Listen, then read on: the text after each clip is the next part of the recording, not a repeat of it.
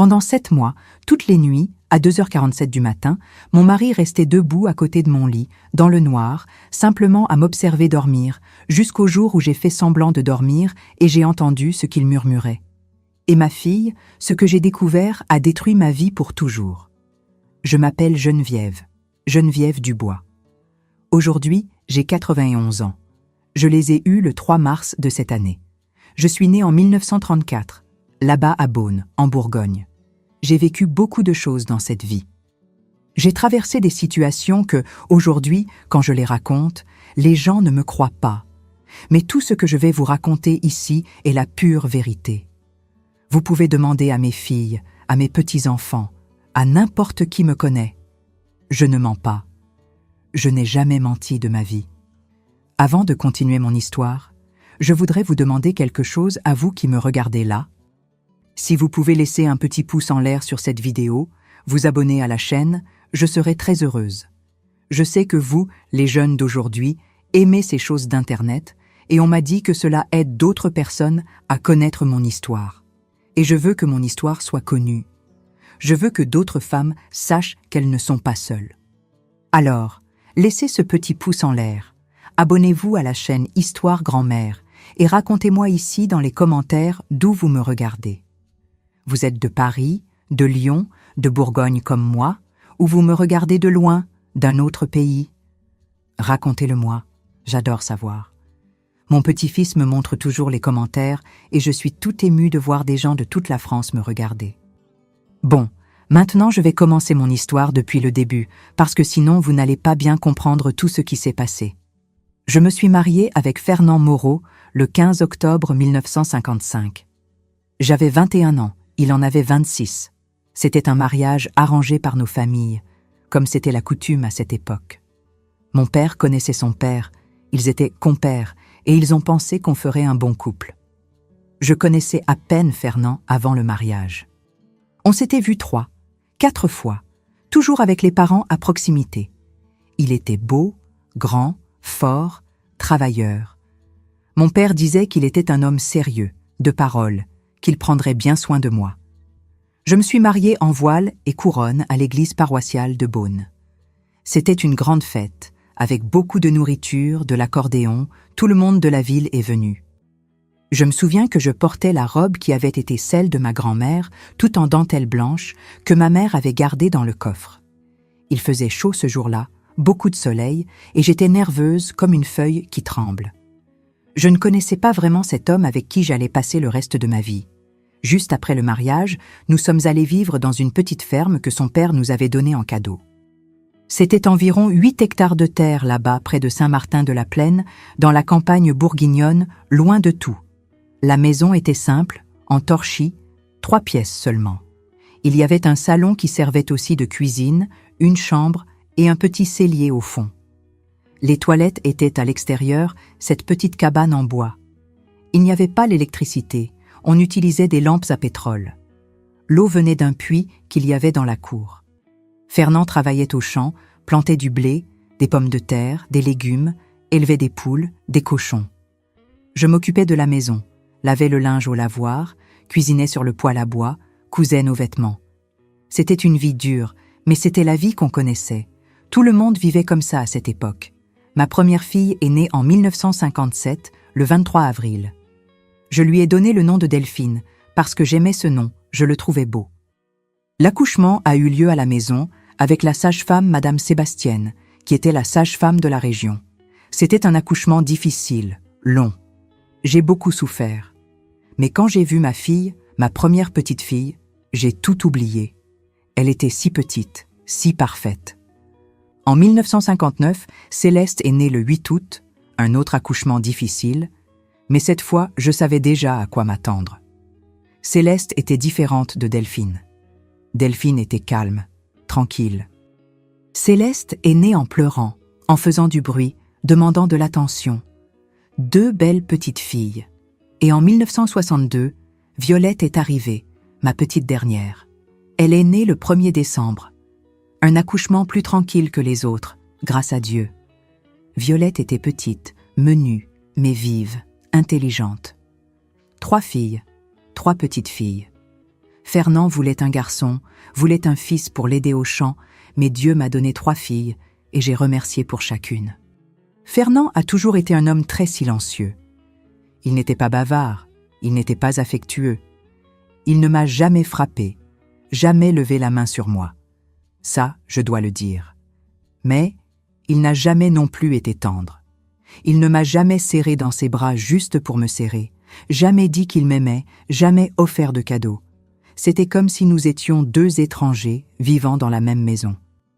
Il travaillait, je travaillais, on élevait les filles, mais il n'y avait pas cette chose de couple amoureux qu'on voit dans les films. Il n'y avait pas. Parfois, je me demandais si c'était vraiment comme ça que ça devait être, si tous les mariages étaient comme ça. Je parlais avec les autres femmes à la messe, aux fêtes, et il semblait que oui, que c'était normal. Le mari travaillait, la femme s'occupait de la maison, et c'est tout. L'amour était une chose de jeune fille célibataire. Après le mariage, c'était l'obligation, c'était le devoir. Les filles grandissaient, le temps passait, et la vie suivait dans cette routine. Se lever tôt, faire le café, s'occuper de la maison, des filles, du linge, de la nourriture. Fernand partait au champ avant le lever du soleil, rentrait quand il faisait déjà nuit, dînait en silence, se couchait, dormait, et tout recommençait le lendemain. Je ne vais pas vous mentir. Je n'étais pas heureuse, mais je n'étais pas non plus complètement malheureuse. C'était la vie que j'avais et je l'acceptais.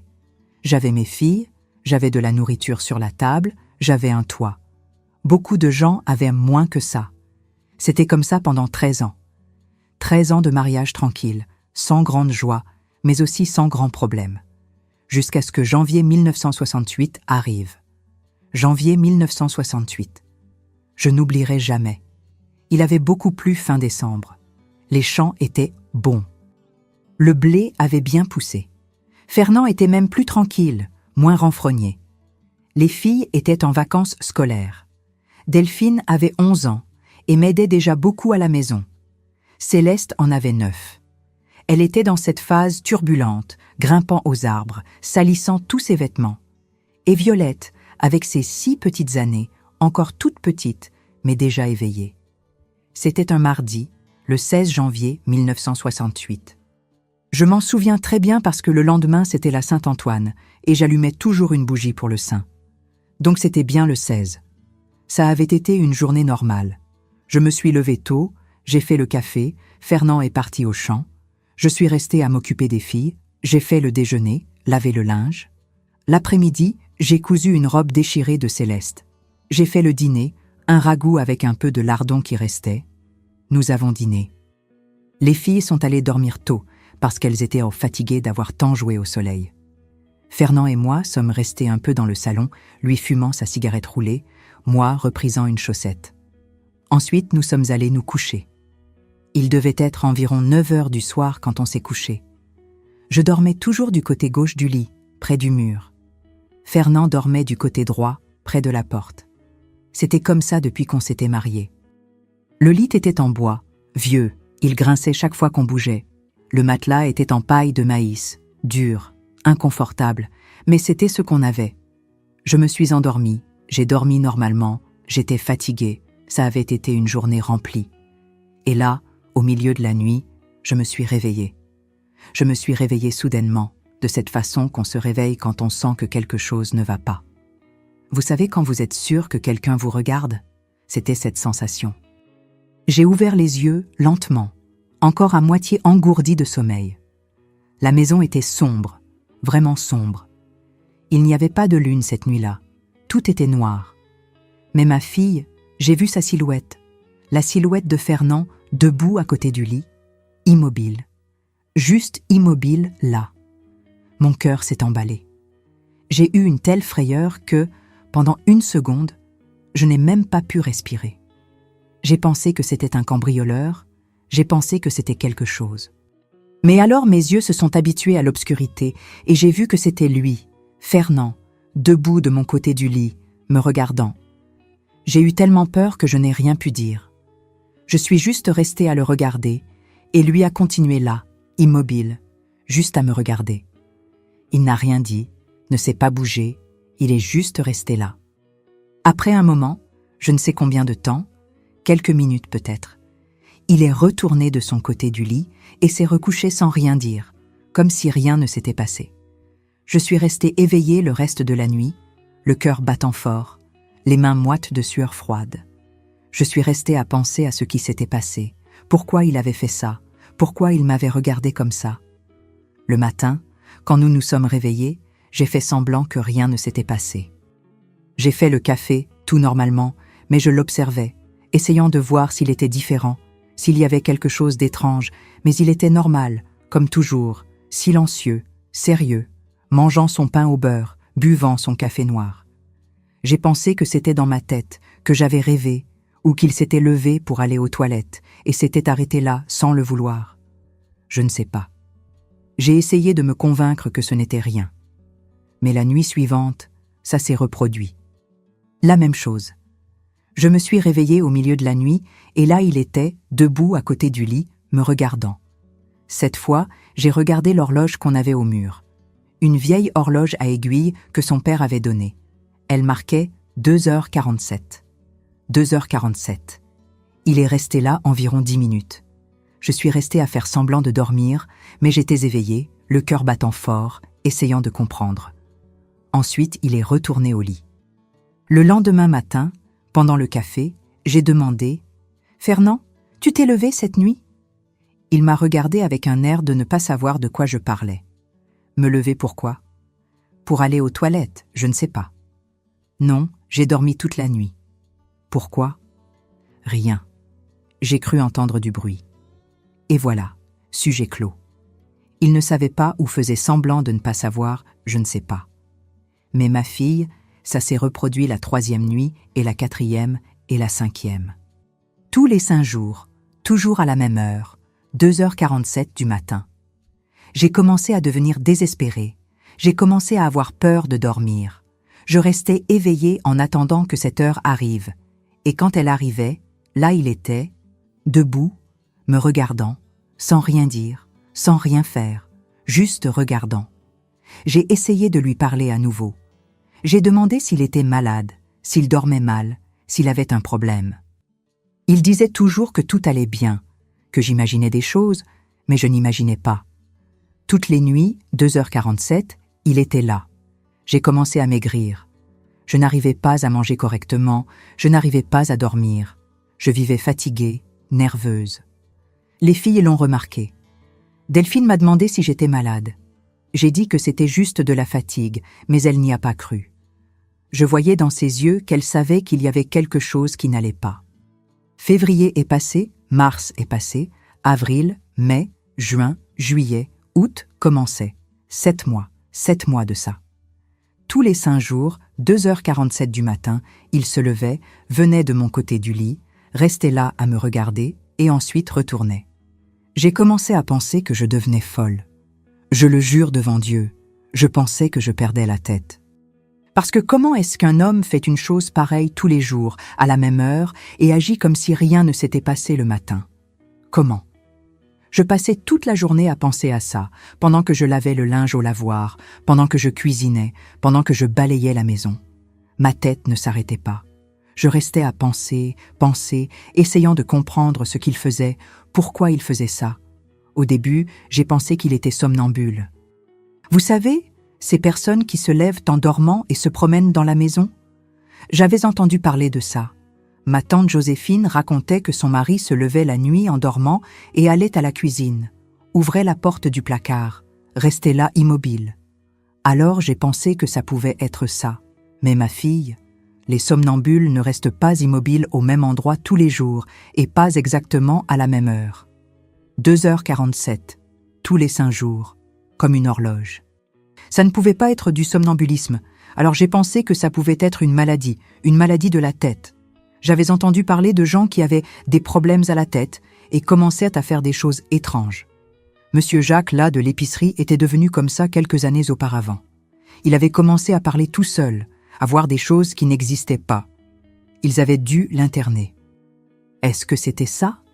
Est-ce que Fernand était malade? J'ai pensé à parler à quelqu'un. Mais à qui? On habitait loin de tout. La maison la plus proche était celle de Madame Amélie, qui était à environ 2 kilomètres, Il n'y avait pas de téléphone, il n'y avait rien. Pour aller en ville, il fallait prendre la charrette. Ça prenait plus d'1 heure. Et qu'est-ce que j'allais dire?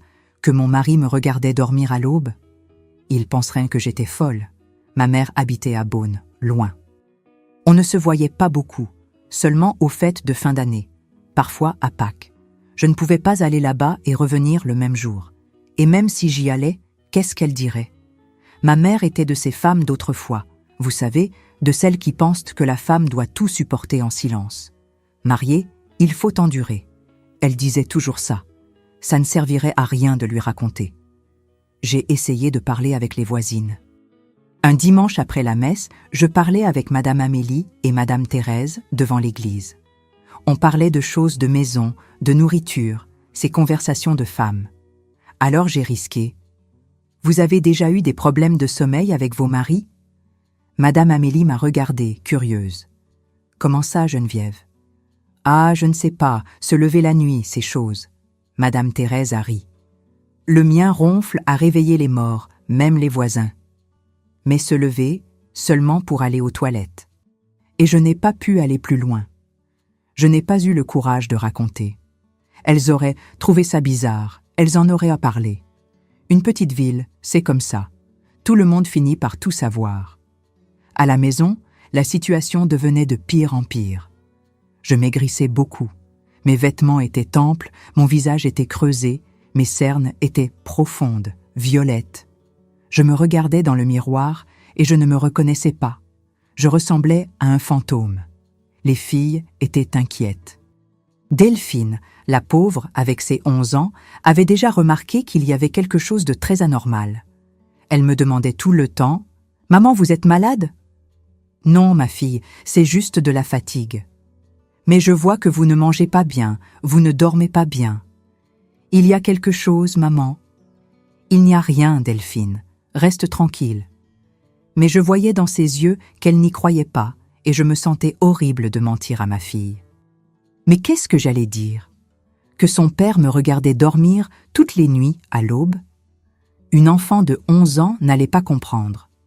Céleste aussi était étrange. Elle avait toujours été la plus bavarde des trois, la plus joyeuse, celle qui donnait le plus de travail.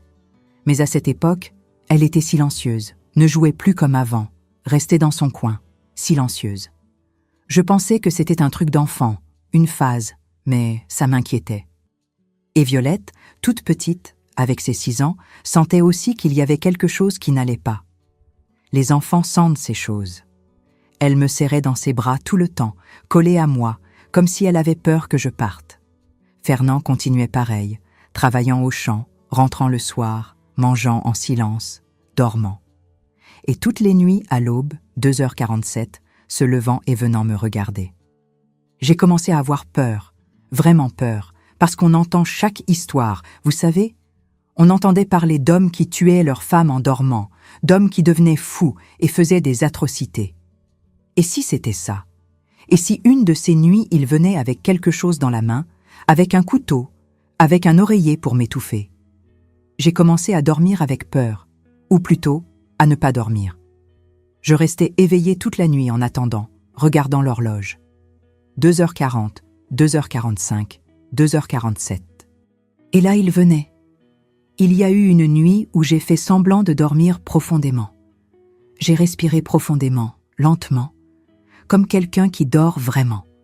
Je voulais voir ce qu'il faisait. Il est resté là plus longtemps que d'habitude.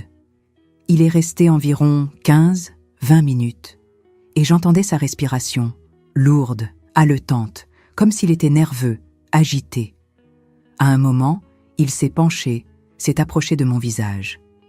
J'ai senti son haleine chaude, sentant le tabac. J'ai pensé qu'il allait m'embrasser ou me tuer. Je ne savais pas. Mon cœur battait si fort que j'étais sûre qu'il allait l'entendre. Mais il n'a rien fait, il est juste resté là tout près, respirant.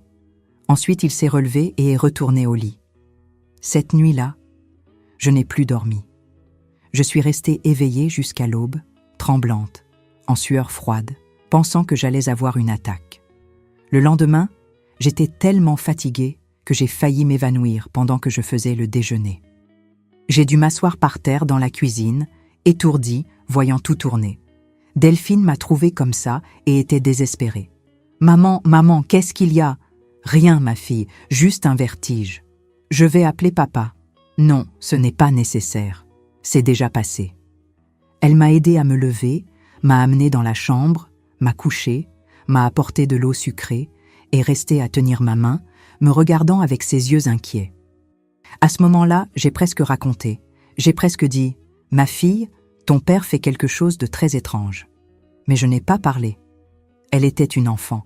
Je ne pouvais pas mettre ça dans sa tête. Je tombais malade, vraiment malade. Je n'arrivais pas à manger. Mon estomac se retournait avec tout. J'ai maigri de 8 kilos en 2 mois. 8 kilos. Moi qui avais toujours été mince, je n'étais plus que peau et os, les vêtements tombant de mon corps. Madame Amélie m'a rencontrée à l'épicerie un jour et a eu un choc. « Geneviève, pour l'amour de Dieu, qu'est-ce qui vous est arrivé? Vous êtes malade ?»« Non, Madame Amélie, juste de la fatigue. »« Fatigue mon œil. Vous êtes un squelette. Allez voir le médecin, ma petite. » Mais je n'y suis pas allée. Le médecin coûtait cher. C'était loin. Et qu'est-ce que le médecin allait faire? Il allait me donner des médicaments pour dormir? Ça n'allait pas résoudre le problème. Le problème, c'était Fernand, et je ne savais pas quoi faire avec lui. Il y a eu une nuit, c'était déjà juillet, où j'ai essayé de rester éveillée exprès. J'ai bu du café bien fort pendant la journée. Je ne me suis pas couchée tôt. Je suis restée dans le salon à coudre jusqu'à presque minuit. Quand je suis allée me coucher, j'ai forcé mes yeux ouverts, me pinçant le bras chaque fois que j'allais somnoler. J'ai réussi à rester éveillée jusqu'à 2h30. J'attendais. Je voulais voir quand il allait se lever.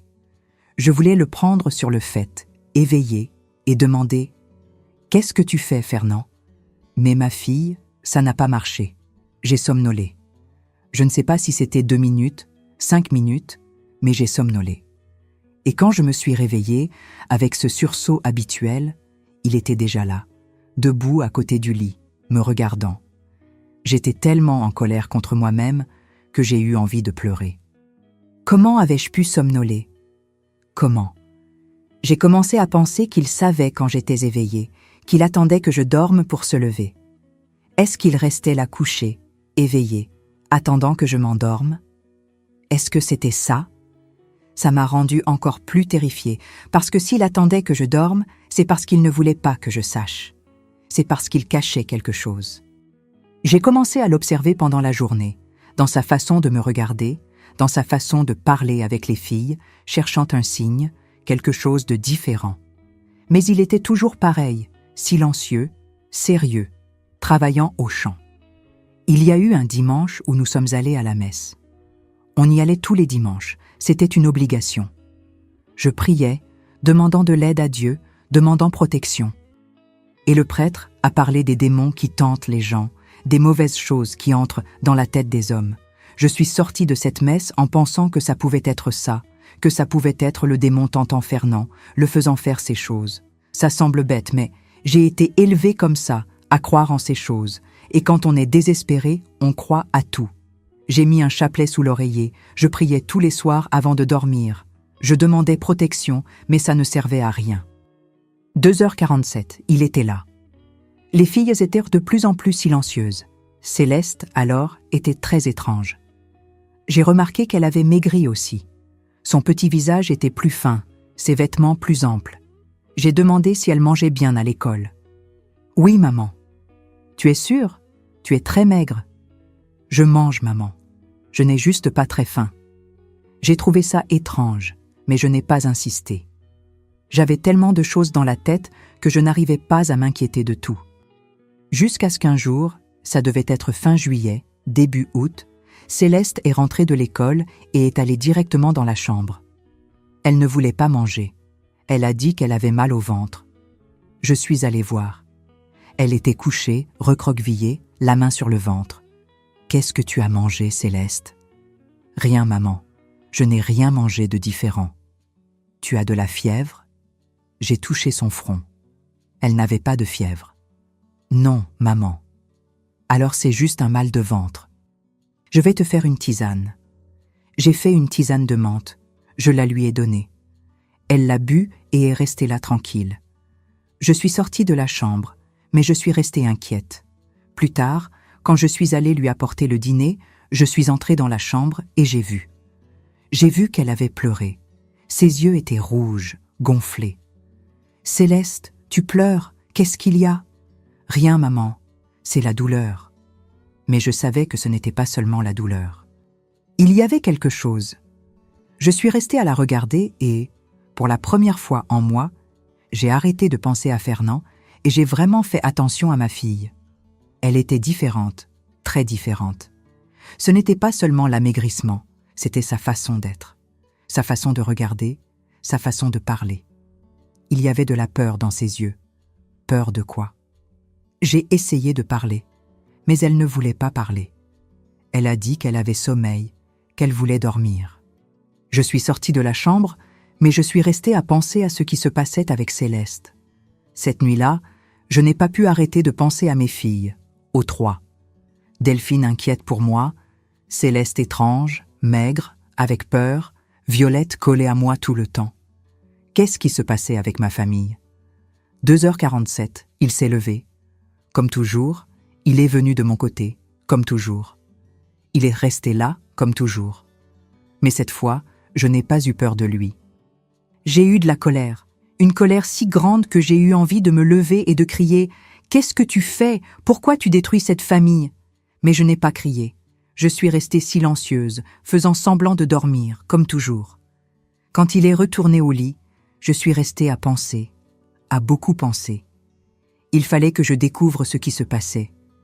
Il fallait que j'entende ce qu'il faisait pendant qu'il était là, immobile. Parce qu'il faisait quelque chose. Il pensait à quelque chose. Et je devais savoir quoi.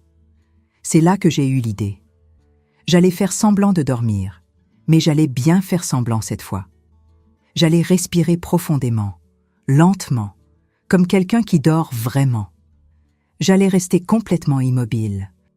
J'allais le faire croire que j'étais en sommeil profond et j'allais rester silencieuse, très silencieuse, pour entendre s'il disait quelque chose, s'il faisait du bruit, n'importe quoi. J'ai marqué dans ma tête. Lundi 12 août 1968. Ça allait être ce jour-là. J'allais découvrir la vérité ce jour-là. J'ai passé le dimanche entier nerveuse. Je n'ai pas pu aller à la messe. J'ai dit que je ne me sentais pas bien. Je suis restée à la maison à penser, à planifier. Fernand est sorti avec les filles. Je suis restée seule. Je suis allée dans la chambre, j'ai regardé le lit, ce vieux lit grinçant où je dormais tous les jours, où je me réveillais tous les jours à 2h47, voyant cet homme me regarder. Demain, j'allais savoir la vérité. Je ne savais pas si je voulais savoir, mais il le fallait. Ce soir de dimanche, j'ai dîné très tôt, j'ai pris un bain, je me suis couchée tôt aussi, vers 8h. J'ai dit que j'avais mal à la tête. Fernand est resté dans le salon à fumer. Les filles sont allées dormir. Je suis restée couchée, les yeux ouverts, regardant le plafond, écoutant les bruits de la maison, le grincement du bois, le vent frappant la fenêtre, les grillons dehors. Fernand est venu se coucher vers 9h, s'est couché de son côté, comme toujours, et resté silencieux. J'ai continué les yeux ouverts, en attendant, mon cœur battant fort, les mains moites. Je ne pouvais pas me tromper de main, je ne pouvais pas somnoler, je devais être éveillée, je devais entendre. J'ai finalement réussi à dormir. Il devait être environ 11h du soir. Un sommeil léger, rempli de cauchemars. J'ai rêvé de choses étranges, de Fernand, des filles, de la maison en feu. Je me suis réveillée à l'aube, j'ai regardé l'horloge. 2h30. Il restait encore 15 minutes. 15 minutes pour découvrir la vérité. Il manquait 15 minutes. 15 minutes pour 2h47. 15 minutes pour que je découvre ce que cet homme me faisait, à ma paix, à ma santé mentale. J'étais couchée, complètement immobile, le corps tendu, dur comme une planche. J'ai essayé de me détendre. Je savais que je ne pouvais pas être tendue comme ça, sinon il allait remarquer. Il fallait que j'aie l'air de dormir vraiment. Sommeil profond. J'ai respiré profondément, lentement. J'ai laissé sortir l'air par la bouche, très lentement. J'ai laissé mes bras mous le long de mon corps. Je me suis tournée un peu sur le côté, dans la position où je dormais toujours. J'ai fermé les yeux, détendu mon visage, mes épaules, mes jambes. Je suis restée comme ça, respirant profondément, lentement, essayant de ressembler à quelqu'un qui dort. Fernand était de son côté du lit. J'entendais sa respiration. Il semblait qu'il dormait, mais je n'en étais pas sûre. Est-ce qu'il dormait vraiment ou était-il éveillé en attendant comme moi? Les minutes passaient lentement, très lentement. Chaque seconde semblait une heure. Je voulais regarder l'horloge, mais je ne pouvais pas. Je devais continuer à faire semblant. Le silence de la maison était lourd. On n'entendait que le vent dehors et sa respiration. Et ma respiration que j'essayais de garder calme, profonde, de personne qui dort. Mon cœur battait fort, si fort que j'avais peur qu'il l'entende. Boum boum boum boum, battant dans ma poitrine comme un tambour. J'ai essayé de me calmer. J'ai pensé à des choses tranquilles, au jardin, aux poules picorant dans la cour, aux filles jouant, mais je n'arrivais pas à me calmer parce que je savais que l'heure arrivait. Soudain, j'ai entendu le grincement du lit. Il bougeait. Je suis resté immobile, les yeux fermés, respiration profonde. Je l'ai entendu se lever.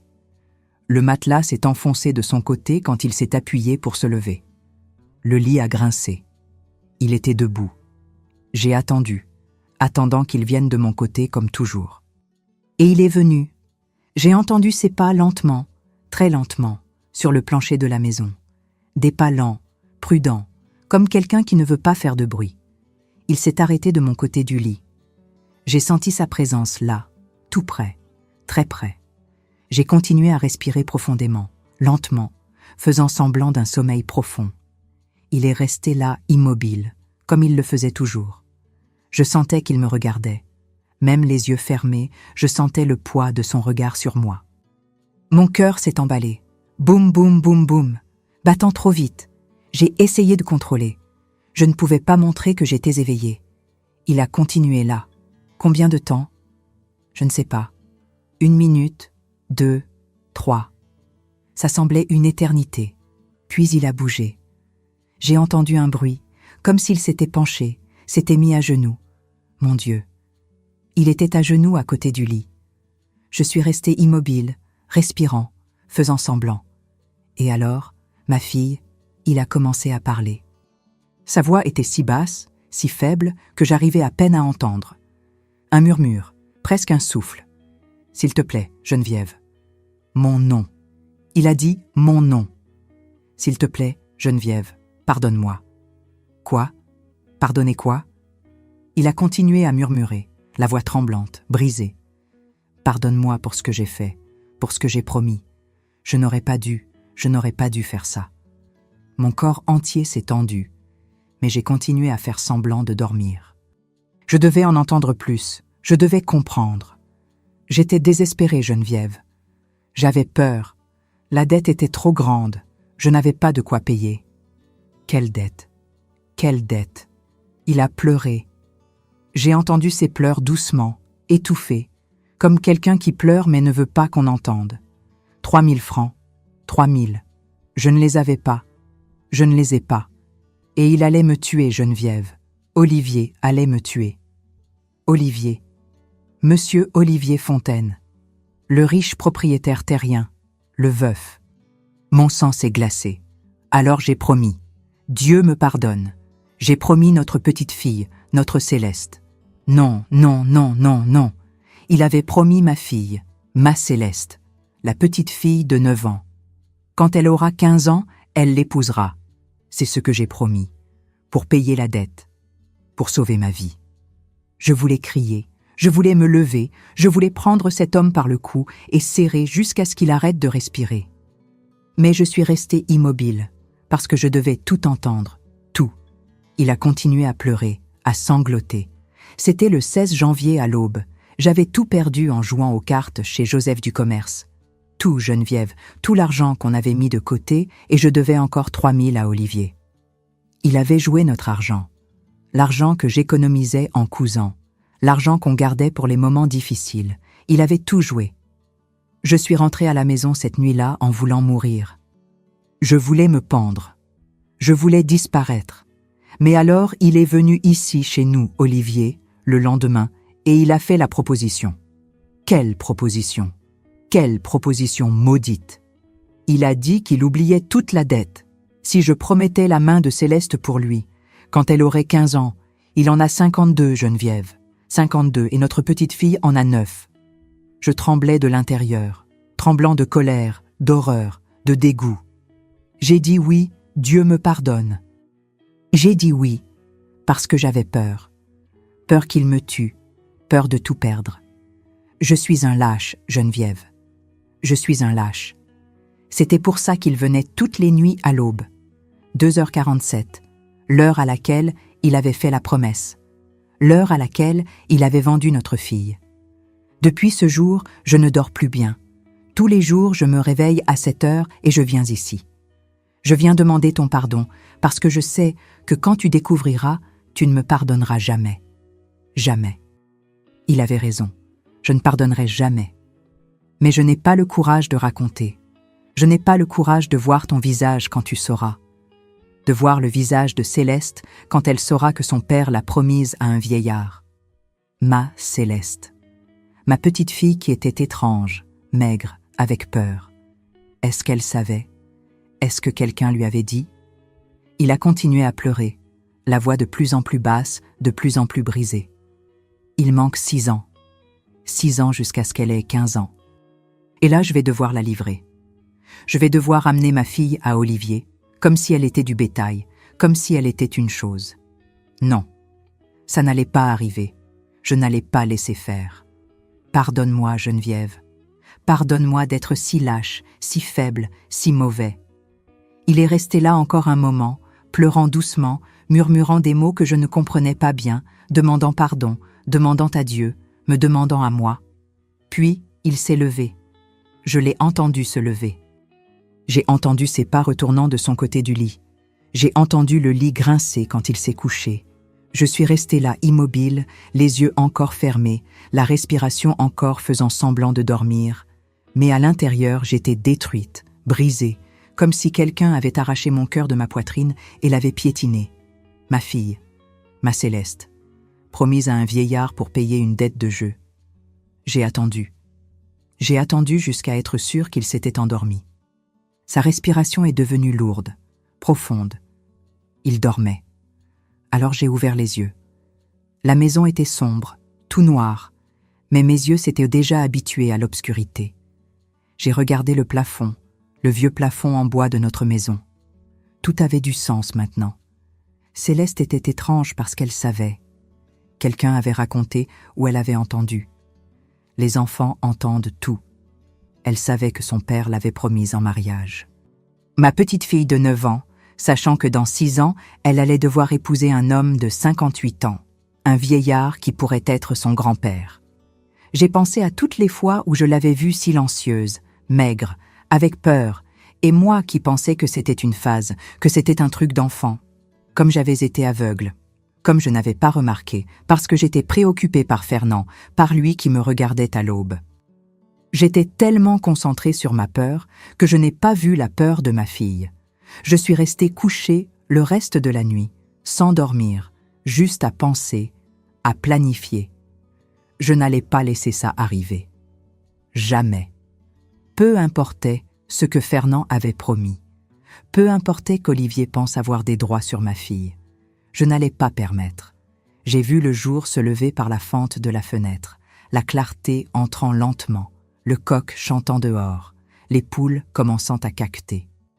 Je me suis levée du lit avec précaution, sans faire de bruit. Fernand dormait encore ou faisait semblant de dormir, peu importait. Je suis allée à la cuisine, j'ai allumé le poêle à bois, j'ai mis de l'eau à bouillir pour le café. Je suis restée là à regarder le feu, les flammes dansant. Ma tête ne s'arrêtait pas, pensant, pensant. Il fallait sortir les filles de là. Il fallait partir. Mais où? Je n'avais pas d'argent, je n'avais rien. Comment allais-je faire vivre 3 filles toutes seules? J'ai pensé retourner chez ma mère à Beaune. Mais ma mère était vieille, malade, elle ne pouvait pas s'occuper de moi et de 3 petites filles. J'ai pensé à ma sœur, Nicole. Elle habitait à Dijon, avait un peu plus de moyens. Est-ce qu'elle allait m'accueillir? J'ai fait le café, préparé la table, pain, beurre, confiture d'abricots que j'avais faite. Les filles se sont réveillées, sont venues à la cuisine, Delphine se frottant les yeux, Violette bâillant. Céleste.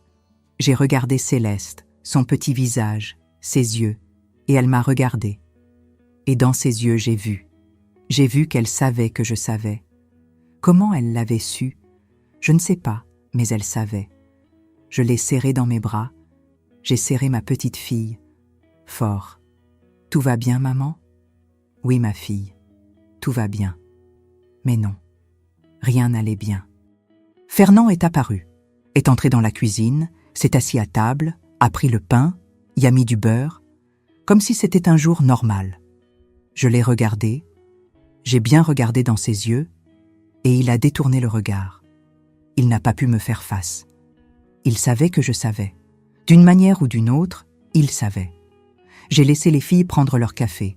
J'ai parlé avec elles de choses normales, de l'école, des poules, de ce qu'elles allaient jouer ce jour-là. Puis j'ai regardé Delphine. « Delphine, toi et les filles, allez passer la journée chez tante Nicole. » Delphine m'a regardée, surprise. « Aujourd'hui, maman ?»« Aujourd'hui. Je vais vous y amener ce matin. Vous allez rester quelques jours là-bas. »« Mais maman, pourquoi ?»« Parce que j'ai besoin de régler des choses ici, des choses d'adultes. Vous allez vous amuser là-bas avec vos cousins. » J'ai regardé Fernand. Il était pâle, blanc comme un linge. Il savait ce qui allait arriver. J'ai préparé un ballot avec les vêtements des filles, quelques tenues de rechange, brosse à dents, peigne. J'ai tout mis dans un sac. J'ai pris les 3 par la main. Allons-y. Mais maman, comment on va y aller? C'est loin. On va en charrette. Je vais demander à monsieur Antoine de nous y amener. Je suis allée chez monsieur Antoine. C'était notre voisin le plus proche. Il avait une charrette. Je lui ai demandé de nous amener à Dijon, moi et les filles. Il m'a regardé un peu méfiant. C'était loin. Ça allait prendre toute la journée pour aller et revenir, mais j'ai insisté. J'ai dit que c'était urgent, que j'allais payer. Il a accepté. J'ai installé les filles dans la charrette, Delphine, Céleste, Violette, les 3 assises me regardant. « Soyez sages chez tante, d'accord? Obéissez-lui, soyez polis. » Oui, maman. J'ai serré chacune dans mes bras, fort. J'ai senti l'odeur de leurs cheveux. J'ai gardé ce moment parce que je ne savais pas quand j'allais les revoir. La charrette est partie. Je l'ai vue s'éloigner, les filles me faisant signe. J'ai fait signe en retour jusqu'à ce qu'elles disparaissent au tournant de la route. Je suis retournée à la maison, je suis entrée, j'ai fermé la porte. Fernand était assis dans le salon, regardant le sol. Je l'ai regardé et il m'a regardé. Et à ce moment, sans que je dise rien, il a su. Il a su que j'avais entendu, que je savais tout. Et il a su que plus rien ne serait jamais comme avant. Nous sommes restés là, moi debout, lui assis, le silence lourd entre nous comme une pierre. Je n'ai rien dit, je n'avais pas besoin. Il savait, je l'ai vu commencer à trembler. Ses mains tremblaient, ses épaules tremblaient. Et alors il a commencé à pleurer. Pleurer vraiment, fort, sans se cacher. « Geneviève, je... » Ne m'appelle pas comme ça. Ma voix est sortie dure, froide. Je n'avais jamais parlé comme ça à lui, à personne. Il a baissé la tête, a continué à pleurer. « Tu as entendu? Tu as entendu ce que j'ai dit cette nuit à l'aube ?» Ce n'était pas une question, c'était une affirmation. J'ai entendu chaque mot que tu as murmuré pendant que tu pensais que je dormais. Pendant 7 mois, tu es venu à mon côté toutes les nuits à l'aube en demandant pardon, mais tu n'as jamais eu le courage de me raconter éveillé. Je ne pouvais pas. Tu ne pouvais pas quoi, Fernand? Tu ne pouvais pas raconter que tu as vendu notre fille, que tu as promis Céleste, une enfant de 9 ans, à un homme de 52? Il a sangloté, un son laid, désespéré. J'étais désespérée, Geneviève. La dette. Je sais pour la dette. Tu as joué notre argent. L'argent que j'ai économisé en cousant, en lavant le linge, en ayant faim. Tu as tout pris et tu l'as joué aux cartes. Je suis allée à la cuisine. J'ai pris le couteau que j'utilisais pour couper la viande. Je suis revenue au salon. Quand il a vu le couteau dans ma main, il est devenu blanc. Il a levé les mains. « Geneviève, pour l'amour de Dieu, je ne vais pas te tuer, Fernand, même si tu le mérites. Mais je veux que tu restes bien tranquille là assis et que tu racontes tout, du début à la fin. Et si tu mens un seul mot, un seul, je jure devant Dieu que je t'achève. » Je me suis assise sur la chaise, en face de lui. J'ai posé le couteau sur la table, mais j'ai gardé ma main dessus. Raconte. Il a respiré profondément, essuyé les larmes avec le dos de la main. C'était en janvier, le 15, un mardi soir. Joseph du commerce organisait un jeu chez lui. Aux cartes. J'y suis allé. J'y étais déjà allé d'autres fois. Tu savais? Tu savais que je jouais? Des petits paris. Je gagnais parfois, je perdais parfois. Je savais, oui. Je savais qu'il jouait de temps en temps, mais je pensais que c'était peu de choses, quelques sous. Ce soir-là, il y avait des gens de l'extérieur, des gens d'autres villes, des propriétaires terriens. Le jeu était élevé, les mises étaient grandes, et moi? Il s'est arrêté, a respiré profondément à nouveau. J'ai pensé que j'allais gagner. J'ai pensé que j'allais doubler notre argent, tripler. J'allais acheter plus de terre, plus de bétail. J'allais améliorer notre vie. Tu as pris tout notre argent? J'ai pris les 300 francs qu'on avait mis de côté. Tout. 300 francs. 2 ans d'économie. 2 ans que j'ai passé à coudre à l'aube, après que les filles se soient endormies, après qu'ils se soient endormis, cousant jusqu'à ce que mes doigts saignent. Et il a tout pris en une nuit. Et il a tout perdu. J'ai perdu. J'ai tout perdu dans les premières rondes. Et là, je suis devenue désespérée. J'ai emprunté. Olivier était là. Il m'a prêté 1000 francs. Tu as pris 1000 francs en emprunt? J'ai pris. J'ai pensé que j'allais récupérer ce que j'avais perdu. J'allais tout regagner. Mais tu n'as pas gagné. Je n'ai pas gagné. J'ai perdu les 1000 aussi. Alors j'en ai demandé plus. 1000 de plus. Il me les a prêtés et j'ai perdu. J'en ai demandé 1000 de plus. J'ai perdu. À la fin de la nuit, je devais 3000 francs à Olivier. 3000 francs. Une fortune.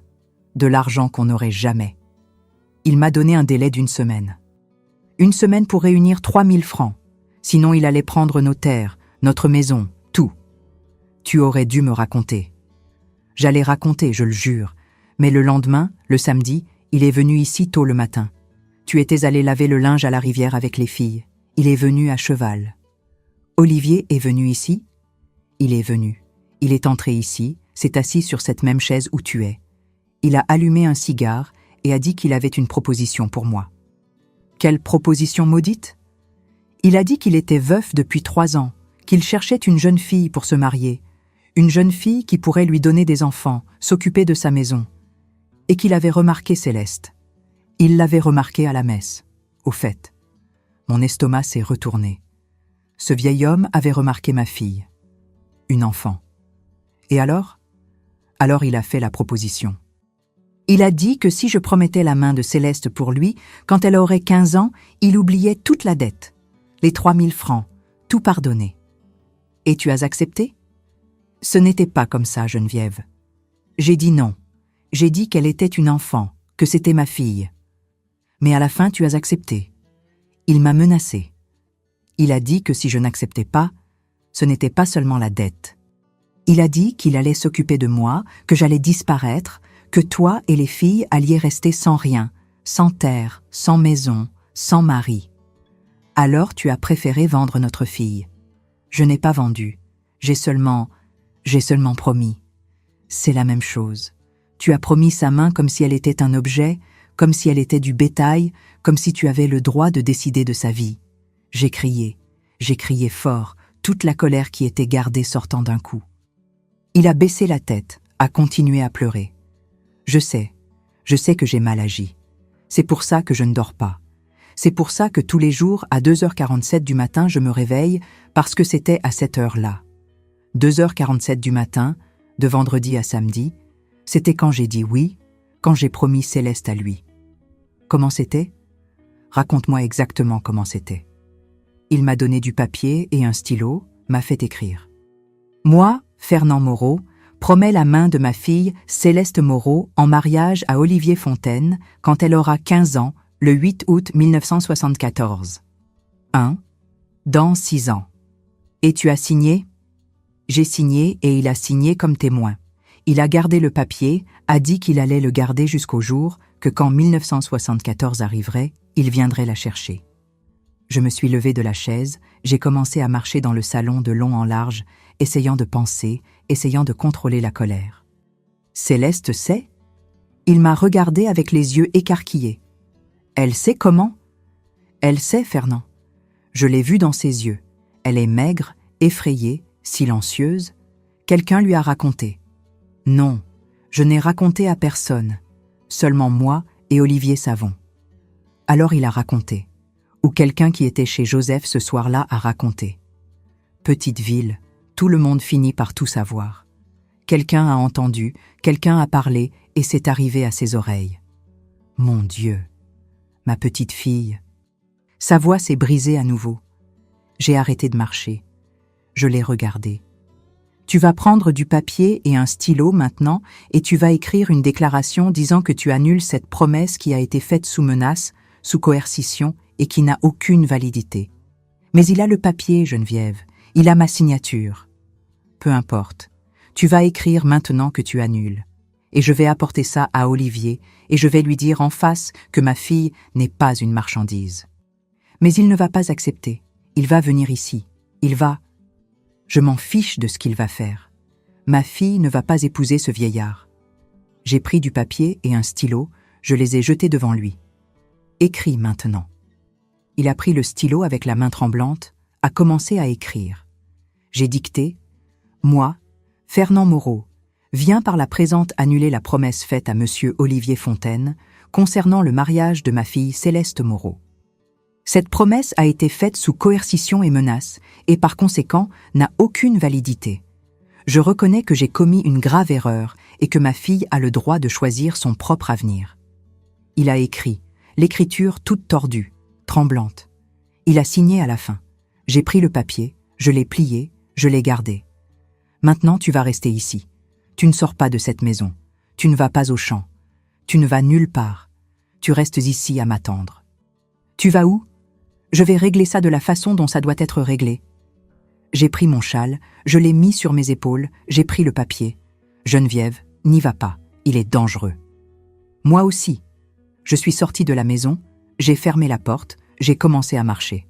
La ferme d'Olivier était à environ 8 km de là. 8 km de chemin de terre. Ça allait prendre plus de 2 heures à pied, mais j'allais y aller. À pied s'il le fallait.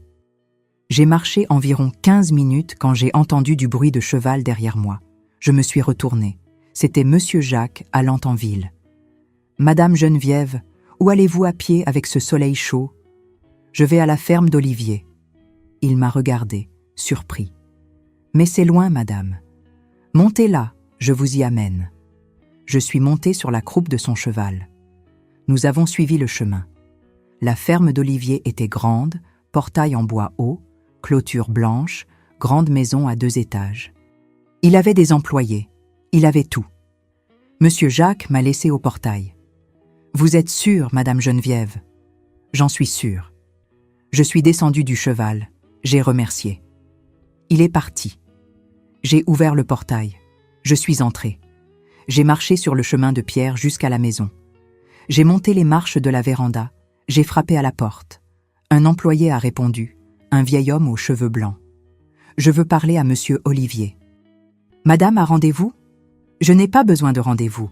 Dites-lui que c'est Geneviève, femme de Fernand. » Il m'a regardé de haut en bas.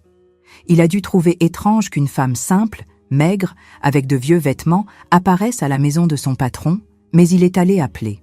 J'ai attendu sur la véranda, le cœur battant fort, les mains moites. J'ai entendu des pas lourds. Olivier est apparu.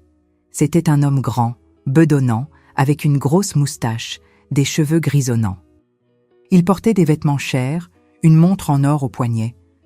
Il m'a regardé avec un air surpris. « Madame Geneviève, quel honneur de vous recevoir ici. Entrez, s'il vous plaît. » Je n'entrerai pas. Je suis venu ici pour traiter d'une affaire rapide. Il a souri, un sourire faux, plein de dents. Je vois. J'imagine de quoi il s'agit. Votre mari vous a envoyé ici pour confirmer les arrangements que nous avons faits. Je suis venu défaire les arrangements que vous avez faits. Sans sourire a disparu. Comment ? J'ai sorti le papier de ma poche. Je le lui ai montré. Mon mari a écrit ceci, annulant la promesse. Ma fille n'est pas une marchandise. Elle ne va pas vous épouser. Il a pris le papier, l'a lu. Son visage est devenu rouge de colère. Ceci ne vaut rien. J'ai un document signé par lui, légal, avec témoin. Ce document a été fait sous coercition et menace. Il n'a aucune validité. Si, il en a, et il sera respecté. En 1974, je viendrai chercher la petite. Vous ne viendrez pas, parce que si vous vous approchez de ma fille, je vous achève moi-même. Il a ri. Un rire fort, moqueur. Vous allez faire quoi? Vous n'êtes qu'une femme pauvre, sans rien. J'ai fait un pas en avant. Je l'ai regardé droit dans les yeux. Je suis une mère, et une mère protège ses enfants, peu importe ce qu'elle doit faire. Il a arrêté de rire. Il a vu que je parlais sérieusement. Votre mari me doit 3000 francs qu'il a perdus en jouant. C'est son problème, pas celui de ma fille. L'accord était fait.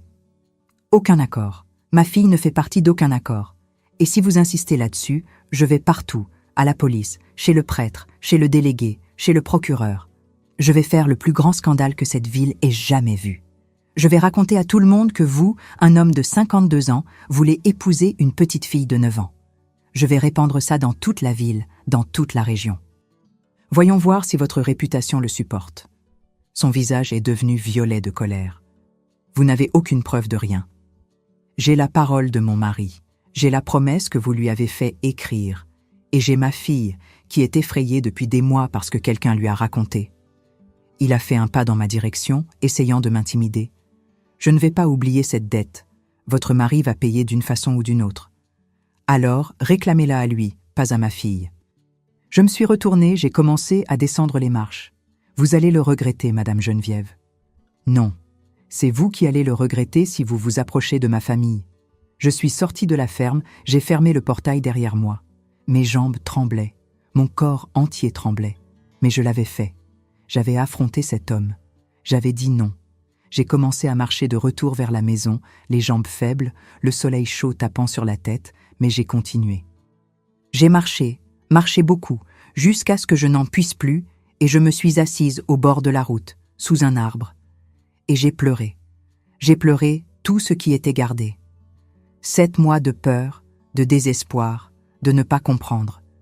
J'ai pleuré pour Céleste, pour son enfance volée, pour la peur qu'elle avait vécue. J'ai pleuré pour Fernand, pour l'homme lâche qu'il était, pour le mariage qui n'avait jamais été un mariage, pour la vie qu'on avait eue. J'ai pleuré pour moi, pour la femme fatiguée, maigre, effrayée que j'étais devenue. Je suis restée là longtemps, jusqu'à ce que les larmes sèchent, jusqu'à ce que je puisse respirer correctement à nouveau. Puis je me suis levée, j'ai essuyé mon visage et j'ai recommencé à marcher. Quand je suis arrivée à la maison, il faisait presque nuit. Il faisait sombre. Fernand était assis au même endroit où je l'avais laissé, regardant le mur. Quand il m'a vu entrer, il s'est levé. Qu'est-ce qu'il a dit? Il a dit qu'il ne va pas laisser passer ça, que tu vas payer la dette d'une façon ou d'une autre. Il va venir me chercher. Je ne sais pas, peu importe. Je suis allée dans la chambre, j'ai pris un vieux sac, j'ai commencé à mettre mes vêtements dedans, les vêtements des filles. Qu'est-ce que tu fais? Je pars. Je vais chercher les filles et je vais à Dijon. Je vais vivre avec ma sœur jusqu'à trouver un moyen de me débrouiller seule. Non, Geneviève, ne fais pas ça. Tu penses que je vais continuer ici à vivre avec toi, après ce que tu as fait? Je vais trouver un moyen de payer la dette, je le jure. Je ne veux rien savoir de la dette, je veux protéger mes filles. Et avec toi, près d'elles, elles ne sont pas protégées. J'ai fini de préparer le sac. J'ai pris l'argent que j'avais caché sous le matelas, environ 20 francs que j'avais mis de côté sans qu'ils sachent. C'était peu, mais c'était ce que j'avais. Tu ne peux pas partir, tu es ma femme. Je ne le suis plus. Je suis sortie de la chambre, j'ai pris le sac, je suis allée vers la porte, il m'a suivie. Geneviève, s'il te plaît, pardonne-moi. Donne-moi une chance. Je me suis retournée vers lui. Tu as eu 7 mois de chance, 7 mois pour me raconter la vérité, pour faire la bonne chose, et tu ne l'as pas fait. J'ai ouvert la porte. Je vais chercher mes filles et je ne reviendrai jamais. Et je suis sortie. Je suis sortie de la maison ce soir de lundi 12 août 1968, avec un sac de vêtements sur le dos et 20 francs dans la poche. C'était tout ce que j'avais au monde. Ça et mes 3 filles. J'ai marché sur le chemin sombre jusqu'à la maison de Monsieur Antoine à nouveau. J'ai frappé à la porte. Il a répondu en pyjama, se frottant les yeux. « Monsieur Antoine, j'ai besoin d'aller chercher mes filles à Dijon. Maintenant. » Il m'a regardé, a vu le sac sur mon dos, a vu mon visage et n'a rien demandé. Je vais préparer la charrette. Nous avons voyagé toute la nuit. Le chemin sombre, seulement la lune éclairant. J'étais assise dans la charrette, tenant mon sac, regardant devant, sans regarder en arrière. Nous sommes arrivés à Dijon, quand le soleil se levait. Mardi 13 août. Ma sœur Nicole a été surprise quand elle m'a vue à sa porte à 7 heures. « Geneviève, qu'est-ce qui s'est passé ? J'ai besoin de rester ici quelques jours, moi et les filles. » Elle a regardé Monsieur Antoine, la charrette, le sac sur mon dos et a compris. « Entre, les filles dorment encore. » Je suis entrée. La maison de Nicole était petite, mais bien rangée. 2 chambres, salon, cuisine. Elle vivait avec son mari André et leurs 2 enfants, Jean et Marie, qui avaient à peu près l'âge de mes filles. Je me suis assise dans la cuisine. Nicole a fait du café, m'a donné du pain au beurre. « Raconte. » Et j'ai raconté. J'ai tout raconté depuis le début. 2h47 du matin, les 7 mois, la nuit où j'ai fait semblant de dormir, ce que Fernand avait fait, la promesse, Olivier, tout. Ma sœur est devenue blanche, puis rouge de colère. Ce salaud, ce fils de... J'ai fini de raconter, j'ai bu le café, j'ai respiré profondément. Je ne retourne pas, Nicole. Je ne retourne pas vers lui. Je vais rester ici jusqu'à trouver un moyen de me débrouiller seule avec les filles. Elle a tenu ma main. Tu restes le temps que tu as besoin. Les filles se sont réveillées, sont venues à la cuisine. Quand elles m'ont vue, Céleste a couru et m'a serrée dans ses bras. Elle m'a serrée si fort qu'elle a presque me renversée. Maman, juste ça, juste maman. Mais par la façon dont elle l'a dit, j'ai su. J'ai su qu'elle comprenait, qu'elle savait que j'étais allée là-bas pour la protéger. Delphine et Violette m'ont aussi serrée dans leurs bras, les 3 collés à moi. J'ai serré mes petites filles dans mes bras et j'ai pleuré. J'ai pleuré de soulagement, de fatigue, de peur, de tout. Nous sommes restés chez Nicole. Les jours sont devenus des semaines, les semaines sont devenues des mois. Je dormais dans le salon, sur un matelas par terre. Les filles dormaient avec les cousines dans la chambre. C'était serré, mais c'était sûr. J'ai commencé à chercher du travail. Je suis allée de maison en maison, offrant des services de couture, de blanchisseuse, de femme de ménage, n'importe quoi. J'avais besoin d'argent pour ne pas déranger ma sœur. J'ai réussi à obtenir quelques travaux. Je cousais pour une dame riche du centre, je lavais le linge pour une autre. Je faisais le ménage dans une grande maison 2 fois par semaine. J'économisais quelques sous, peu, mais c'était quelque chose. Les filles sont entrées à l'école publique de là. Delphine aidait à la maison, s'occupait des sœurs plus jeunes. Céleste allait mieux. Au fil des jours, elle est revenue à sourire, à jouer, à être une enfant à nouveau. Un jour, elle m'a demandé « Maman, on ne va pas retourner à la maison ?»« Non, ma fille, ce n'est plus notre maison. »« Et papa ? Ton père a fait des choses mauvaises, des choses qui nous ont blessés. Maman ne peut pas rester avec lui. » Elle est restée silencieuse un moment, puis a dit « J'ai entendu des femmes parler à l'épicerie, disant que Monsieur Olivier allait m'épouser quand je grandirais. » « C'est vrai ?» J'ai regardé dans les yeux de ma fille, dans ses yeux effrayés. C'était vrai. Mais ce ne l'est plus. Ta maman ne l'a pas permis. Personne ne va décider de ta vie, Céleste. Seulement toi. Quand tu grandiras, tu choisiras avec qui tu veux te marier ou si tu veux te marier. C'est toi qui décides. Elle m'a serrée dans ses bras. Merci, maman. Je suis restée 6 mois chez Nicole. 6 mois à travailler, à économiser. En février 1969, j'ai réussi à louer une petite maison, 2 pièces, vieille, mais elle était à nous. J'y ai amené les filles. Nous avons commencé une nouvelle vie, notre vie, sans homme, sans peur, sans avoir besoin de se réveiller à 2h47 du matin avec quelqu'un qui regarde. C'était difficile, très difficile. Il y a eu des jours où on a mangé seulement du pain avec du café. Il y a eu des jours où j'ai travaillé 15 heures d'affilée pour réussir à payer le loyer. Il y a eu des jours où j'ai pleuré cachée dans la salle de bain pour que mes filles ne voient pas. Mais nous avons survécu. Nous avons lutté. Nous avons vaincu. Fernand a essayé de me chercher quelquefois, envoyait des messages avec des connaissances, demandait que je revienne, disait qu'il avait changé. Je n'ai jamais répondu, jamais écouté. En 1970, la nouvelle est venue. Olivier m'avait poursuivi en justice. Il disait que je l'avais diffamé, que j'avais répandu des mensonges sur lui dans la ville. Il voulait une indemnisation. Je suis allée chez un avocat pour les pauvres qui recevait gratuitement. Je lui ai tout raconté. Je lui ai montré le papier que Fernand avait écrit. Il a dit qu'il allait me défendre. Le procès a duré 2 ans. 2 ans d'audience, de témoignages, d'aller et venir au tribunal. Mais à la fin, j'ai gagné. Le juge a dit que la promesse n'avait aucune validité, qu'elle était immorale, qu'aucun père ne pouvait promettre une fille mineure en mariage. Quand le verdict est sorti, le 23 novembre 1972, j'ai pleuré. J'ai pleuré de bonheur. Céleste était avec moi. Elle avait 13 ans. Elle m'a serré dans ses bras et a dit « C'est fini, maman, c'est fini. » Et c'était vraiment fini. Olivier ne s'est plus jamais approché de nous, n'a plus jamais rien tenté. Les filles ont grandi. Delphine a terminé ses études, a trouvé un emploi dans un magasin, aidait avec les dépenses de la maison. Céleste a aussi étudié, est devenue institutrice. Violette a fait une formation d'infirmière. Toutes les 3 se sont mariées quand elles l'ont voulu, avec qui elles ont voulu, par amour. Céleste s'est mariée à 23 ans, en 1977, avec un bon jeune homme, travailleur, qu'il aimait vraiment. J'ai eu envie de pleurer à son mariage, de bonheur, de voir ma fille choisir son propre destin. Fernand. J'ai su qu'il a continué à la ferme seul, travaillant au champ. Il a essayé de se rapprocher des filles quand elles sont devenues adultes. Delphine a voulu donner une chance. Elle l'a visité quelques fois, mais Céleste n'a jamais voulu voir, n'a jamais pardonné. Et j'ai compris. Chacune gère sa douleur à sa façon. Il est mort en 1982, seul, dans la vieille maison où on avait vécu.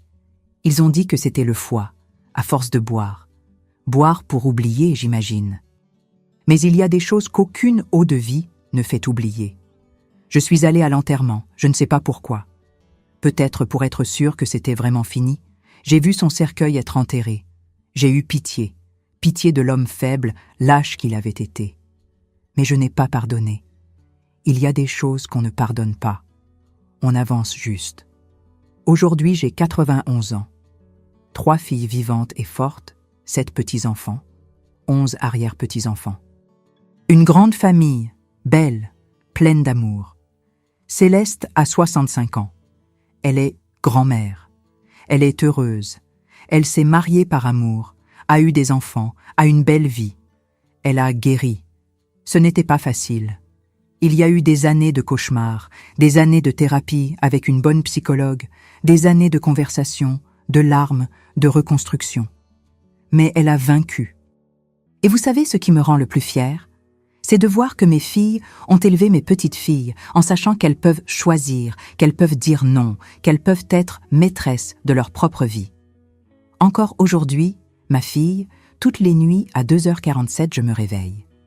C'est automatique, je ne peux pas l'éviter. Le corps a appris. 23 ans se sont passés depuis que j'ai quitté cette maison, mais mon corps n'a pas oublié.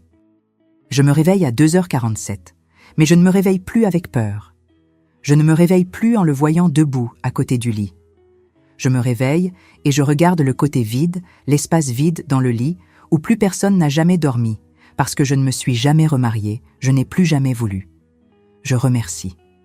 Je remercie Dieu de m'avoir donné le courage, cette nuit du 12 août 1968, le courage de faire semblant de dormir et d'écouter, le courage de confronter, le courage de partir, le courage de recommencer.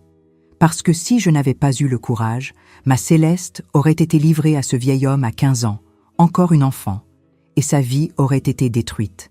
J'ai sauvé ma fille. J'ai sauvé mes 3 filles. Et je me suis sauvée aussi. Les gens me demandent si je regrette d'avoir épousé Fernand. Non, parce que de ce mariage sont venues mes 3 petites filles, et elles sont la chose la plus précieuse que j'ai dans la vie. Ils me demandent si je lui ai pardonné. Je ne sais pas. Je pense que pardonner est quelque chose de trop grand pour certaines situations. J'ai laissé derrière. J'ai avancé. C'est ce qui importe. Ils me demandent ce que je dirais à d'autres femmes qui traversent des situations semblables. Et je dis, réveille-toi, ne fais pas semblant de dormir dans la vie. N'accepte pas l'inacceptable. Ne reste pas silencieuse quand tu devrais crier. Je sais qu'en 1968, c'était difficile. Une femme séparée était mal vue. Une femme seule avec des enfants était jugée. Mais même ainsi, ça en valait la peine. Ça valait chaque jour de faim, de travail dur, de lutte, parce que mes filles ont grandi libres. Et pour vous qui me regardez maintenant en 2025, qui vivez à une époque différente, avec plus de droits, avec plus de protection, utilisez-les. Ne laissez personne décider pour vous. Ne laissez personne vendre vos filles, vos sœurs, vos petites filles. Ne restez pas silencieuse. J'étais une femme simple, sans études, pauvre, mais j'ai eu du courage. Et si je l'ai eu, vous aussi vous l'avez. 2h47 du matin ne me hante plus. C'est mon rappel, mon alarme interne qui me rappelle tous les jours que j'ai été forte, que j'ai lutté, que j'ai vaincu. C'est l'heure à laquelle mon mari a promis ma fille à un autre homme, mais c'est aussi l'heure qui a commencé ma libération. Parce que c'est à cette heure que j'ai décidé d'écouter, décidé d'agir, décidé de changer. Aujourd'hui, quand je me réveille à 2h47, je prie. Je prie pour mes filles, pour mes petits-enfants, pour mes arrière-petits-enfants. Je prie pour toutes les petites filles du monde qui sont en danger, pour toutes les femmes qui sont dans des situations difficiles. Je prie pour qu'elles aient du courage, comme j'en ai eu. Et je remercie. Je remercie d'être ici, d'être vivante, d'avoir survécu, d'avoir vaincu. Mon histoire n'est pas seulement de douleur. C'est une histoire de force, de recommencement, de victoire. Et si vous qui me regardez traversez quelque chose de difficile, si vous avez un secret gardé, si vous avez peur de quelqu'un dans votre propre maison, parlez, cherchez de l'aide, partez, luttez, parce que la vie est trop précieuse pour être vécue avec peur, pour être vécue en faisant semblant de dormir. Réveillez-vous, levez-vous et luttez pour votre vie, pour les personnes que vous aimez. J'ai fait ça il y a 91 ans, quand j'avais 34 ans. Sans argent, sans études, sans soutien. Et j'ai réussi. Vous aussi, vous pouvez réussir. 2h47 du matin est mon rappel quotidien. J'ai survécu. J'ai vaincu. Et vous aussi, vous allez vaincre. N'ayez pas peur du noir. N'ayez pas peur du silence. Parce que c'est dans le noir et le silence qu'on entend les vérités. Et c'est en entendant les vérités qu'on peut changer. Ma vie n'a pas été facile, mais elle a été la mienne, celle de mes filles, la nôtre. Et ça, ma fille, ça n'a pas de prix. Merci de m'avoir écouté. Merci d'avoir regardé mon histoire jusqu'à la fin. J'espère qu'elle a touché votre cœur. J'espère qu'elle vous a donné de la force, du courage, de l'espoir. Si vous avez aimé mon histoire, s'il vous plaît, laissez votre petit pouce en l'air ici en bas. Abonnez-vous à la chaîne Histoire Grand-Mère pour entendre plus d'histoires de femmes fortes comme nous et partagez avec vos amis, vos sœurs, vos filles. Parce que l'histoire d'une femme forte doit être répandue, doit être racontée, doit être entendue. Laissez dans les commentaires d'où vous regardez. Racontez-moi si mon histoire vous a aidé d'une manière ou d'une autre. Je lis tous les commentaires, ou plutôt, mon petit-fils les lit pour moi, et je suis très heureuse de savoir que je ne suis pas seule, que d'autres femmes ont aussi lutté, ont aussi vaincu. Merci de tout cœur. Que Dieu bénisse chacune de vous, que vous ayez la force, le courage et la foi pour affronter ce que vous devez affronter. Et souvenez-vous, ne faites pas semblant de dormir. Réveillez-vous, voyez, agissez, parce que la vie est à nous. Et personne vraiment, n'a le droit de décider pour nous.